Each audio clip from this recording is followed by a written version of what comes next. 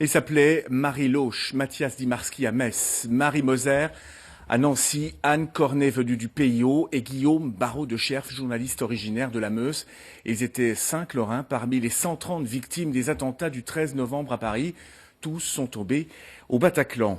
Parmi les hommages rendus en cette veille de commémoration, ce concert organisé par l'association Marie et Mathias, c'est au TCRM Blida. On va y rejoindre en direct Mathieu Mercier. La soirée vient de débuter avec une grosse affluence déjà, Mathieu. Oui, Régis, la salle est comble. Ici, on attend près de 900 personnes et surtout beaucoup d'émotions, une émotion presque familiale pour se souvenir des enfants du pays. Vous l'avez dit, Marie et Mathias, morts à l'âge de 22 et 23 ans. Alors ce soir, 4 groupes de la scène locale vont se produire avec un objectif, réunir des fonds pour soutenir un artiste et le promouvoir dans son avenir musical. Car la musique, c'était la passion de ce jeune couple souriant. Ses cousins et leurs amis nous l'ont confié il y a quelques instants.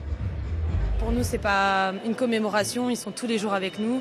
Et quand bien même c'est le week-end du 13 novembre, il n'y a pas un jour où on ne pense pas à eux. Et ça nous donne aussi cette force d'affronter ce dimanche si cruel. Il fallait forcément faire quelque chose que eux aimaient. Et donc le concert, la musique, c'est ce qu'ils aimaient eux. La preuve, c'est qu'ils étaient au Bataclan malheureusement le 13 novembre. Donc voilà, il y a déjà eu d'autres manifestations comme le BMX pour Mathias parce qu'il aimait le BMX. Il y a également eu un V-dressing pour Marie parce qu'elle aimait tout ce qui était vêtements. Donc voilà, concert, musique, c'est ce qu'aimaient les deux. Donc voilà.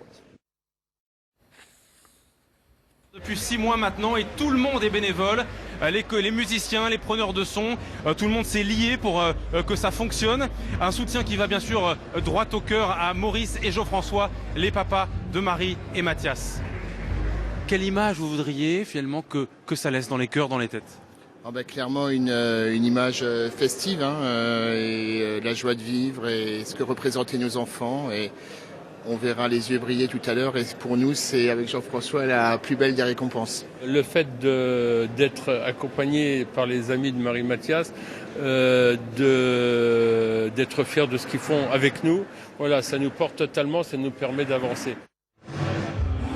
Demain, ce sera l'hommage officiel, forcément plus douloureux. Mais déjà, cette soirée s'annonce fondatrice, sans haine, tournée vers l'avenir. Merci Mathieu et merci également à Emmanuel André et Kamel Kalfouli qui étaient avec vous. Ne pas oublier, bien sûr, mais au-delà, il y a le traumatisme psychologique qui demeure avec nous. Sur ce plateau, une psychiatre nous a rejoint. Bonsoir Véronique Sibiril. Bonsoir. On vient de le voir avec ce concert ce soir à Metz, le souvenir se perpétue. Le faire ensemble comme cela, est-ce que ça donne une force? Est-ce que ça aide à se reconstruire? Je crois que le message qu'ils passent tous est fondamental. Alors les pères le disaient bien, il y a les cérémonies officielles et puis il y a cette fête organisée par des jeunes. Et au fond, ce qui est fondamental à l'échelle de la société et de leur groupe, c'est que point par point, ils symbolisent l'inverse du message des terroristes. C'est-à-dire que le message des terroristes, c'est la mort, la prévalence de la violence, l'absence de valeur de l'individu, ce qui à l'échelle de la société est dramatique dans ce qui s'est passé. Et eux, au fond, ils disent l'individu est important, ses goûts, le BMX, la musique, c'est important. Et ensemble, on peut faire des choses. Et personne ne connaît leur goût politique, leur appartenance religieuse. Donc ça, c'est très fort du côté des jeunes. La jeune femme, Lisa, je crois, dit pour nous, ils sont toujours là. Et on voit bien comment le deuil s'accompagne du fait de faire vivre, au-delà de la séparation, au-delà de la douleur de l'absence, l'être aimé dans sa tête. Alors sinon, les cérémonies officielles, oui, elles ont... ça risque de poser peut-être beaucoup plus de soucis pour la famille, ces cérémonies officielles. Est-ce que c'est pas un peu plus dur, effectivement, à vivre ? Je crois que la cérémonie officielle, elle a aussi un rôle important. Elle a un rôle important pour les parents en termes de reconnaissance de ce qu'ils ont vécu. Et puis elle a aussi un rôle important parce qu'on a eu le temps de s'y préparer. Et le traumatisme, il vous cueille quand vous n'étiez pas prêt. Vous vous apprêtiez à aller à un concert, à être en terrasse avec des amis, et ça fait irruption. Et c'est ça qui crée le trauma. Tandis que la cérémonie, c'est un temps choisi. Et puis on n'est plus dans l'urgence. C'est-à-dire qu'on est dans le temps de la pensée, de la parole. Et ça, c'est fondamental. Parce que le trauma, le risque, c'est qu'il muselle la personne et il coupe sa vie antérieure.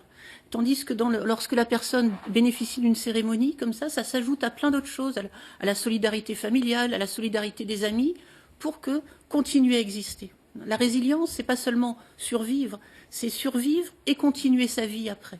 Le traumatisme des familles, des victimes, il est toujours réel. Est-ce que pour autant il a évolué en un an ? Un an, c'est court. C'est très court pour un deuil. On considère qu'il faut au moins 2 ans pour un deuil. Chacun l'aura vécu à sa façon.